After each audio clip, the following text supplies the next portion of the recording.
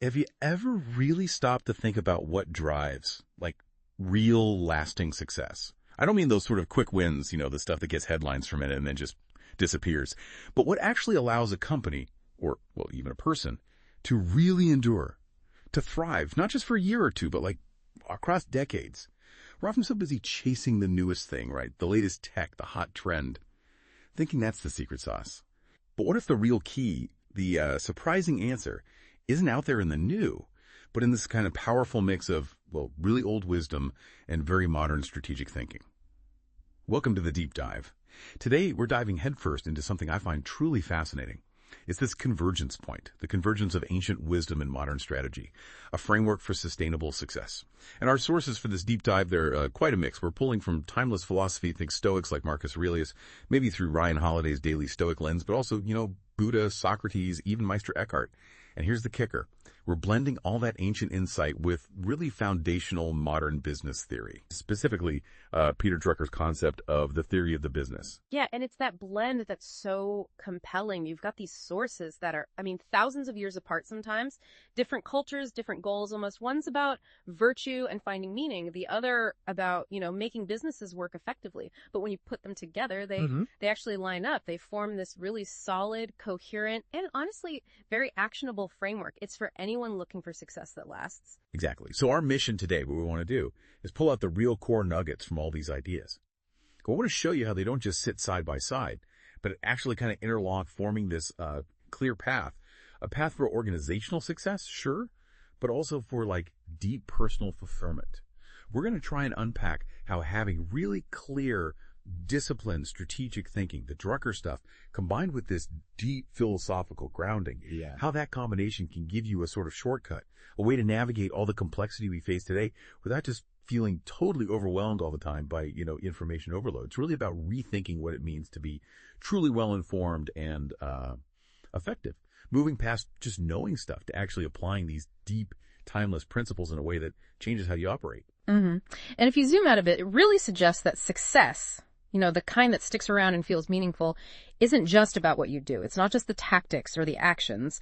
It's fundamentally about how you think, how you see the world, and how you approach the challenges and opportunities that come your way. It's really an inside-out kind of game. Okay, so let's dig right in. Let's start with a principle that kind of sets the stage for everything else, both philosophically and, well, practically. There's this opening quote that just grabbed you. If you focus on what you have, you gain what you lack. If you focus on what you lack, you lose what you have. Now, that sounds simple, maybe even a bit like a feel-good platitude, but it's way more than that, isn't it? Oh, absolutely. It's not just positive thinking. It's actually a really strategic way to think about managing your resources, your energy, whether you're talking about yourself or a whole company. When you break it down, it's challenging a super common human tendency, right? Which is to always be looking at what's missing. What we don't have, think about it, if your focus, mentally or organizationally, is constantly on the gaps, what competitors have that you don't, the market share you lost, the missed opportunities, all your energy just gets sucked into that scarcity mindset. You end up constantly reacting, playing defense, trying to plug holes instead of actually building something new. And that drains, well, psychological capital just as much as financial capital. Right. And being defensive rarely leads to real growth, does it? It puts you in this reactive, short-term survival mode. You're always trying to catch up or just stop the bleeding instead of innovating or expanding or, actually leading. It must be exhausting and probably not sustainable long-term. Exactly. But flip that around. If you operate from a foundation of, let's call it gratitude or abundance, if you actively recognize and then leverage what you already have, maybe that's a really loyal customer base, maybe it's unique talent on your team, a strong brand, or just, your own personal resilience and past wins, that creates the best conditions for real growth. It allows for proactive decisions, for innovation that comes from a place of strength and creativity, not fear or anxiety. You're building on something solid instead of always trying to fill this endless hole. Okay, so let's make that really concrete for someone listening. What does this mean for, say, a business leader? Or even just someone managing their own career? How does this abundance mindset idea actually connect to Peter Drucker's stuff about strategic clarity? Well, it's absolutely fundamental. It's like a prerequisite. Without that kind of mindset, organizations often fall into reactive decision making, which is exactly what Drucker warns against. They might see some gap in the market, maybe panic a little, and then try to jump in with a new product or service, but without a really coherent, thought out strategy behind it. And that often leads to strategic confusion, trying to be everything to everyone. And they end up losing focus on what they're actually good at, their real core strengths. So having a positive, resourceful outlook, one that's grounded in what you have, is basically essential before you can even start thinking clearly about strategy. I mean, if your internal conversation is always about what you're lacking, how can you possibly articulate a clear theory about what you do have and how you're going to use it effectively? Yeah, I can totally see that. Imagine a small niche business. Instead of constantly worrying about the market share they've lost to bigger competitors, that's the classic focusing on what you lack. They could instead really lean into their existing super loyal customer base. That's what they have. Maybe those customers love the personal touch or a unique product the big guys just can't copy. So by doubling down on that loyalty, maybe talking to those customers, finding out what they really value, maybe even co-creating something new with them, this small business could potentially innovate a whole new product line or a bespoke service just for that engaged group. They'd be building on their unique strengths, their existing relationships, not just chasing after market share they probably can't win anyway. It's creating new opportunities from abundance, not scrambling from scarcity. That's a great example. Very practical. It completely shifts the energy, doesn't it? From complaining and defending to actually creating and growing proactively. And this leads us perfectly, actually, into Peter Drucker's core concept. The thing he says really defines the successful entrepreneur and the organization that lasts. He says, a clear, simple, and penetrating theory of the business, rather than intuition, characterizes the truly successful entrepreneur. That's such a key distinction, isn't it? Theory versus intuition. Because so many entrepreneurs, especially early on or in really fast-moving industries, seem to rely heavily on their gut, their instincts. But Drucker's saying no, for lasting success, for a company to really endure and grow long after he or she is gone, you need something much more solid than just a hunch. You need a properly thought out theory. Absolutely. And this theory isn't some fuzzy feeling or a super complex academic paper either. It's a definite, informed, and crucially testable idea. It guides actions, it guides decisions consistently. It provides a framework that works regardless of how the founder is feeling that day or their latest personal insight or some fleeting trend in the market. Relying only on gut feelings, well, it might give you some initial brilliant sparks, sure, but it's inherently inconsistent. It's deeply unsustainable for the long-term health of an organization. Intuition might help you get that first big customer, but it's the theory that helps you build a scalable, repeatable business. So why is this so critical, especially now? I mean, the world feels more volatile and complex than ever. Well, this theory acts like both a compass and an anchor. In today's often chaotic environment, it provides that desperately needed stability and clear direction. It's also kind of a preventative measure, almost like an early warning system against crises that often pop up because of unexamined or, worse, outdated assumptions. When a company suddenly hits a wall, when it starts stagnating, even though it used to be successful, Drucker would say it's often because their underlying, maybe unspoken theory of the business was either flawed to begin with or, more commonly, it just doesn't match the reality of the market anymore. They might be running on assumptions that were valid 5 years ago, but are totally wrong today. That's a really powerful point. And Drucker himself asked that question, right? What happens when yesterday's superstar company finds itself stuck in crisis?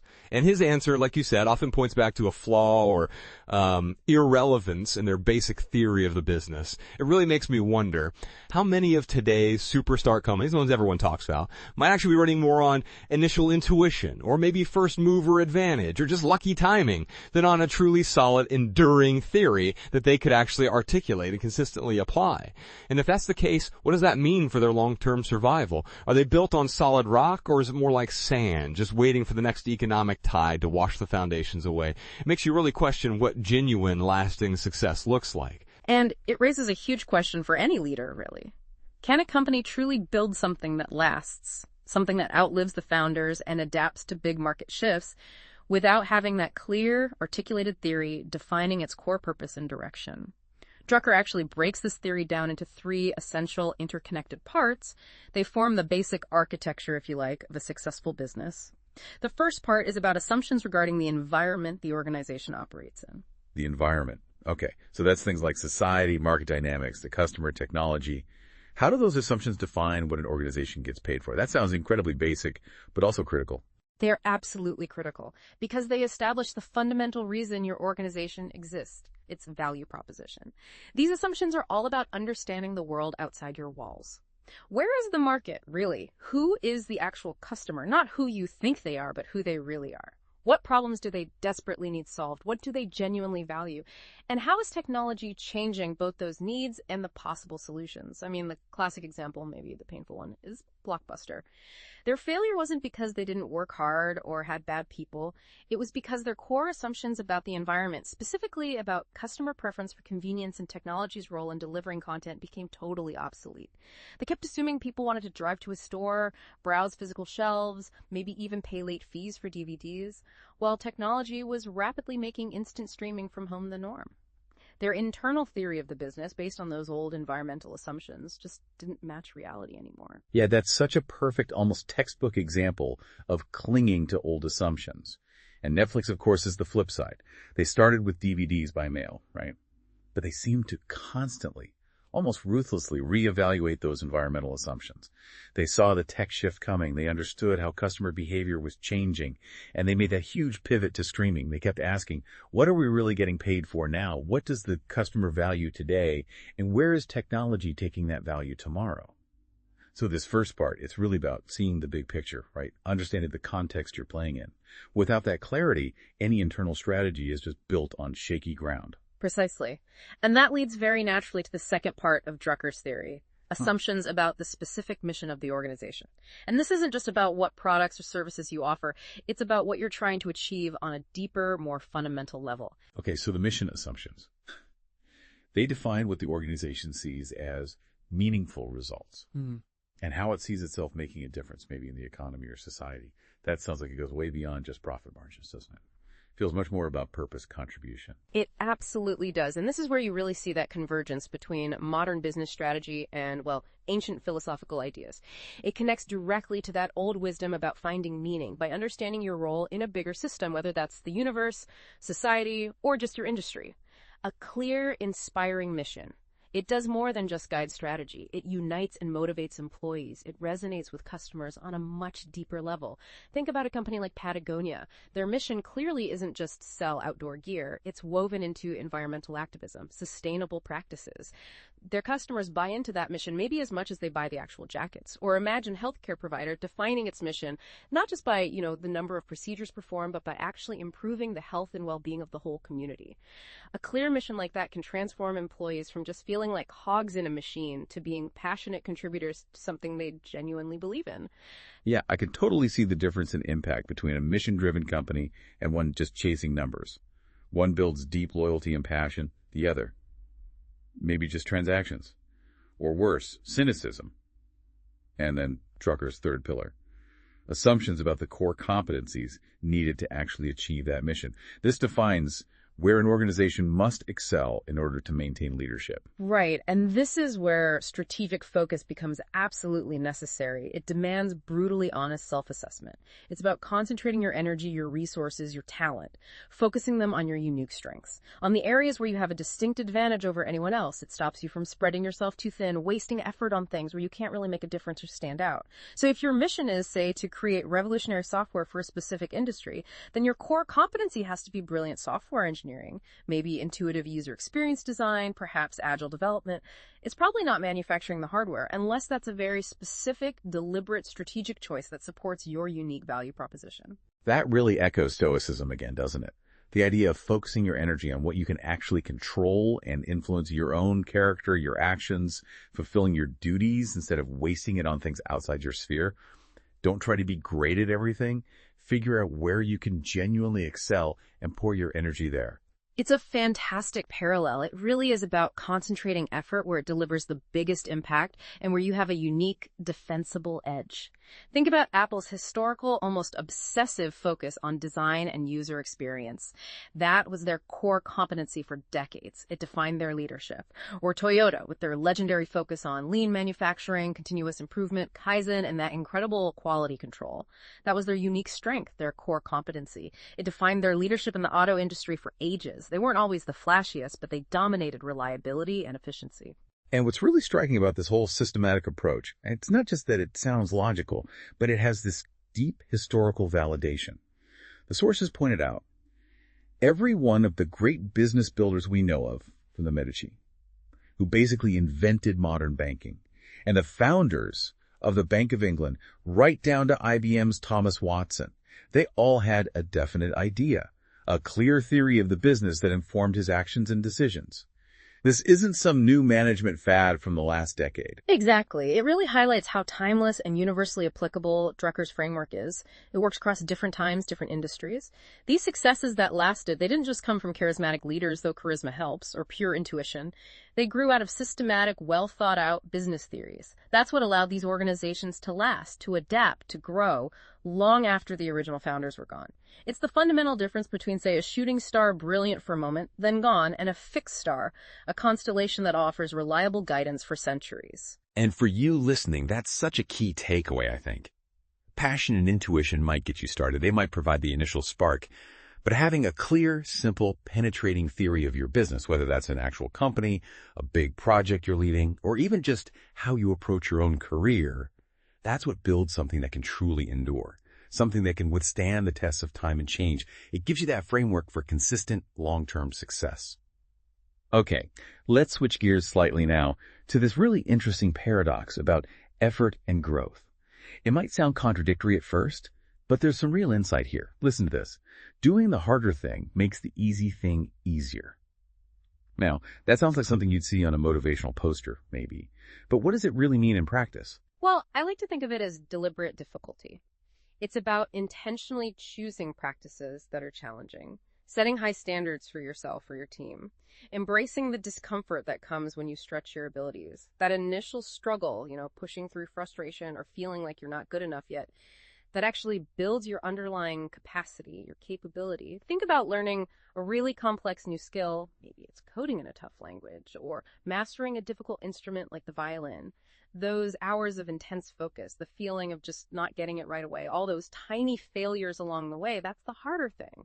But by pushing through that initial difficulty, you build mental muscle, practical resilience, you actually develop new neural pathways, and suddenly other tasks that seemed complicated before, maybe even in totally different areas, start to feel comparatively simpler. Your overall capacity for handling complexity has literally expanded. Yeah, or like an athlete, maybe a marathon runner, pushing through a really brutal training schedule. Those long, painful runs, the intense interval sprints that makes the actual race day, or even just getting through daily life, feel relatively easier. They've built up their endurance, their pain tolerance, their lung capacity. It's all about building that fundamental base that makes future challenges seem less intimidating. Exactly. It's about expanding your comfort zone by deliberately stepping outside of it, pushing the edges of what you thought you could handle. But here's where the paradox comes in. Because another piece of advice from our sources seems to say almost the opposite. To find success, set the bar low. Gather all the low-hanging fruit you can. Today will not be perfect. Just focus on getting 1% better and recognize that you'll have to go around because no one's getting out of your way. Okay, hang on. So 1 minute it's do the harder thing, build that resilient. The next minute it's set the bar low. Just aim for 1% better.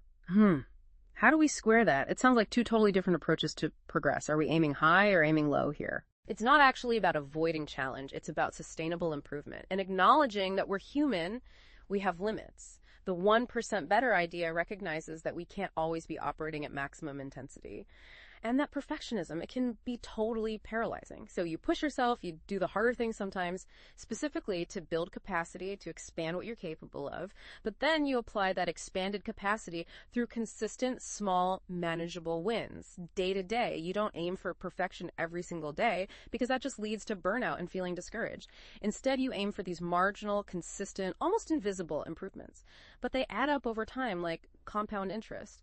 And the low-hanging fruit, that's about building momentum, celebrating the small victories, keeping things moving forward, even on days when those big, hard challenges feel overwhelming. Okay. So it's definitely progress over perfection.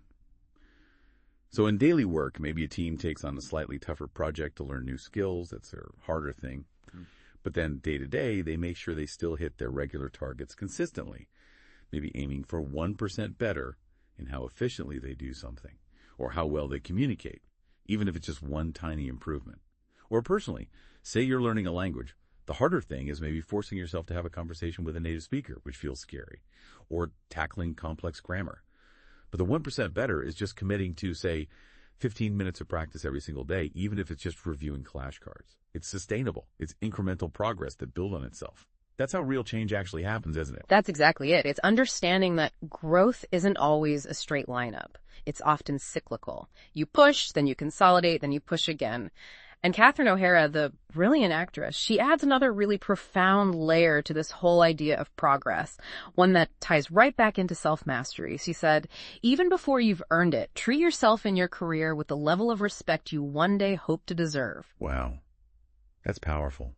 It suggests that self-respect, professional dignity, they aren't things you get after you succeed. They're actually prerequisites. You don't wait until you feel worthy of respect. You act worthy right from the start. You kind of project the image and live the values of the person you want to become right now. Precisely. When you operate with integrity, with self-regard, you actually create the conditions needed for meaningful accomplishment. Think about it. If you don't treat your own work with respect, your time, your commitments, your energy, why would anyone else? That mindset deeply affects how you tackle challenges, how you interact with people, how diligently you approach your tasks, how seriously you take your own learning and development. A professional who respects themselves is just far more likely to actually develop and apply their core competencies, right? To operate from that abundance mindset instead of scarcity. And to consistently put in that 1% better effort because they believe their work and they themselves are worth that dedication. It's about setting a high internal standard for yourself that comes before any external awards or recognition. It's a kind of quiet, powerful inner leadership. And this idea, this crucial notion of self-respect and inner leadership, it leads us so naturally into the concept of the inner compass. That profound stoic peace that's another key pillar for sustainable success. And who better to guide us here than Marcus Aurelius, the philosopher emperor, one of the greats. He says, whatever anyone does or says, for my part, I'm bound to the good. In the same way, an emerald or gold or purple might always proclaim, whatever anyone does or says, I must be what I am and show my true colors. That passage is it's absolutely core to Stoicism, and it speaks directly to integrity, to consistency. What it establishes is that your excellence, your goodness, your virtue, they aren't dependent on what's happening outside of you. They don't depend on how other people behave or what they think of you. Your virtue, your character, your commitment to doing the right thing, that's internal. It's constant. It's your essence.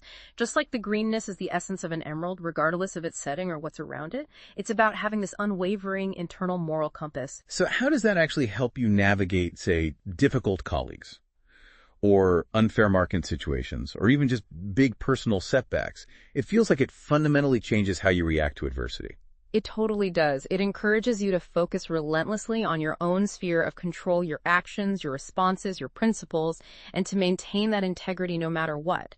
Instead of getting reactive or resentful or completely derailed by external negativity or unfairness or chaos, you can't control what other people say or do. You can't control market shifts entirely. But you can control how you respond. You can control the principles you live by, the actions you take. And focusing on that internal consistency frees up a huge amount of mental and emotional energy that you might otherwise waste on frustration or trying to change things you simply can't change. It's like building and maintaining your own inner fortress, regardless of the storms raging outside. The Stoics even took this a step further, didn't they? With their idea of this interconnected cosmos, it feels incredibly modern, like systems thinking, but it's thousands of years old. They believe that every person, animal, and thing has a purpose or place in nature. And kind of controversially maybe, they even suggested that people who did bad things somehow served the system, maybe by providing contrast or challenges. It's a very holistic view. It is, and it's remarkably insightful for its time. This ancient idea recognized that individual actions, even ones that seem isolated, they contribute to bigger patterns, bigger outcomes. It gives you this powerful framework for understanding your own place, your own role within a much larger system. Now, this isn't about just passively accepting everything. It's more about seeing the underlying order, the interconnectedness, recognizing that even challenges, even things we perceive as negative, can serve a larger purpose in the system. Maybe they test our resilience. Maybe they spark innovation. Maybe they just highlight where improvement is needed. This perspective can really reduce personal angst and ego because you start to see your own efforts as part of something much bigger than just yourself. And that connects right back to Drucker's mission assumptions again, doesn't it? If a company defines its mission by how it makes a difference in the wider economy or society, that's basically understanding its job within the larger system. It aligns perfectly. Just like an organization needs to define its mission and articulate its contribution, individuals, in the Stoic view, are encouraged to understand their own job, their unique role, their contribution to the whole. And for those of us actively seeking wisdom, trying to live excellently, the Stoics assigned the most critical role, the ultimate job, to be good, to be wise, to remain the person that philosophy wished to make us. That's the ultimate do your job from Ryan Holiday's Daily Stoic, right? This core duty, it goes beyond circumstances. It gives you unwavering direction no matter what chaos is happening around you, what opportunities pop up, even if people attack you personally. It's this internal directive that provides such powerful grounding against all those external pressures. It means your worth, your direction, they aren't dependent on applause or external results. Exactly. This daily commitment to goodness, to wisdom, to integrity, to just keep improving yourself. It empowers you in any situation. In your work, it means showing up with integrity, acting ethically even when it's hard or inconvenient, focusing on doing your role to the absolute best of your ability. Whether or not you feel appreciated, whether or not the outcome is immediately what you wanted, it's about being authentic, being virtuous, showing your true colors, regardless of the external ups and downs. That inner alignment, that's where enduring strength and peace come from. And that deep internal alignment brings us to the ultimate mastery, doesn't it? The mastery of self, which, as our sources argue, is the absolute foundation for any real, lasting impact on the outside world. There's that incredibly simple but profound teaching from Buddha. It's better to conquer yourself than to win 1,000 battles. Yeah, that sets up a very clear hierarchy of achievement, and it's almost counterintuitive to how we often think. External victories, dominating the market, beating competitors, getting public recognition, even personal awards, they're often fleeting, temporary. And they can feel surprisingly empty if you haven't done the foundational work on yourself. True, lasting success, whether we're talking about a leader or a whole organization, really does come from within. It's the internal state that ultimately shapes the long-term quality of your external results. So how does that play out in leadership? Because we've all seen leaders who are maybe incredibly smart, strategically brilliant, maybe even charismatic, but perhaps they lack self-awareness, or they can't manage their emotions, or they just lack personal discipline. They might win big sometimes, but often leave a wake of damage behind them. Precisely. Leaders who lack self-awareness, who are kind of slaves to their own emotions or impulses, they just can't effectively guide other people. It doesn't matter how strategically smart they are, their internal chaos will inevitably spill out. It shows up as external disorganization or erratic decisions or maybe a toxic work culture. And similarly, businesses that focus only on the external numbers, sales targets, market share, quarterly profits, without investing in their internal capabilities, their culture, their people, their ethical foundation, they often get those short-term wins, sure, but it comes at the expense of long-term health and sustainability. They're winning battles, maybe, but they're losing the bigger war of self-governance and lasting impact. This is where even a brilliant Drucker-style strategy can fall apart if it's executed by a chaotic, undisciplined organization. It often fails. And Socrates nails this too with his observation, "Let him that would move the world first move himself." It just powerfully reinforces this idea that personal transformation has to come first. It's the prerequisite for having any broader, meaningful impact. You can't genuinely inspire people or lead effectively or fundamentally change things out there if you haven't first worked on mastering, understanding, and transforming yourself. You just can't give what you don't possess internally. Think about a leader who really embodies this. Someone whose personal discipline, whose integrity, whose calmness under incredible pressure sets the undeniable standard for their whole team or organization. Their self-mastery isn't just something to admire, it's actually infectious. It creates a culture where others strive for similar excellence and resilience. They lead by example, by being the change they want to see, not just talking about it from on high. That speaks volumes more than any mission statement hanging on a wall. And as we go through this journey, this process of self-mastery and trying to have external influence, of moving ourselves so we can move the world, wisdom itself seems to evolve. Georg Christoph Lichtenberg, he was an 18th century German scientist and satirist. He captured this really interesting progression.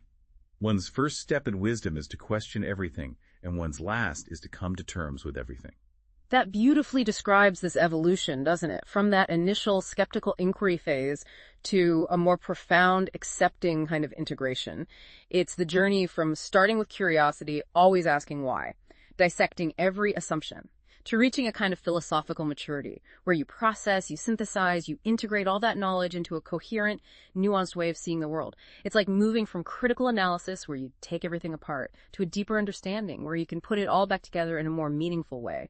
It's about grasping the complexities, the contradictions of life and business, and finding a sense of peace and clarity within them.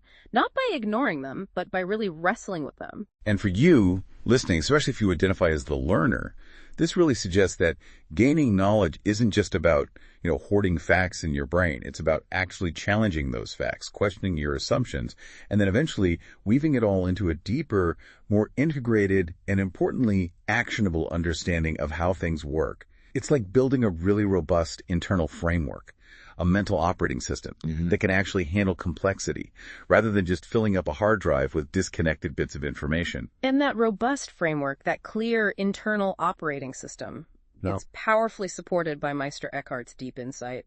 To the quiet mind, all things are possible. The quiet mind, okay, that doesn't mean just being passive or having an empty head, right? It sounds like something much more active, more dynamic in its potential. Oh, absolutely not passive. A quiet mind isn't vacant. It's a mind that's free from the constant noise. Right. Free from reactive emotion, from scattered attention, from that endless internal chatter of anxieties, external distractions, and just unproductive worrying. This clarity, this internal stillness, that's what enables both the rigorous strategic thinking that Drucker talks about and the ethical consistency that Marcus Aurelius demands. It's the fundamental ground, the foundation for truly effective decision-making, for genuine creativity that actually cuts through the clutter, and for deep resilience in a world that just constantly throws chaos at us and demands instant reactions. When your mind is quiet, you can actually hear yourself think. You can analyze information objectively. You can perceive opportunities or threats that other people miss because they're too caught up in all the mental noise. So how does that mental stillness actually lead to better problem solving or sharper strategic planning? Especially today when everything's so fast-paced and connected and often chaotic. It's almost like if your internal operating system is running calmly and clearly, you can process all incoming external data much more effectively and make better choices, instead of just knee-jerk reactions. Precisely. When the mind is quiet, you're not just reacting to every little thing, every alert, every crisis. You're observing. You're processing. And crucially, you're then acting with intention, with foresight. This whole integrated approach we've been talking about, blending strategic clarity with this philosophical grounding, it shows up through very practical daily discipline, it looks like. Doing your job regardless of the immediate circumstances, maintaining your dignity when you're under pressure, focusing relentlessly on the factors you can actually control, and treating setbacks not as some final verdict on your worth, but just as valuable information, feedback. It's about having this consistent, grounded presence that isn't easily knocked off balance. And I love that line from the sources that captures this, that true strength and quiet mind. How beautiful it is to stay silent when everybody expects you to become enraged. That's not weakness, is it? That's profound strength. Strength through restraint, through self-mastery.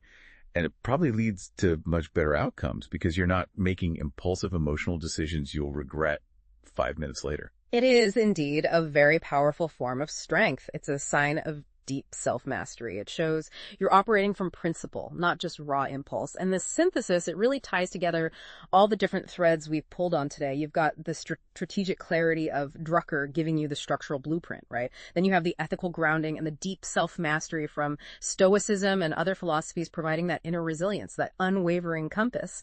And you have that continuous improvement mindset, ensuring you make practical, sustained progress. Even when you hit roadblocks, it's not just a random collection of cool ideas. It's a holistic, integrated system for actually thriving in a complex world. Wow, what a deep dive this has been today. We've really sketched out this robust, integrated framework. It synthesizes these seemingly different sources into something really cohesive, really actionable, not just for success, but for sustainable success.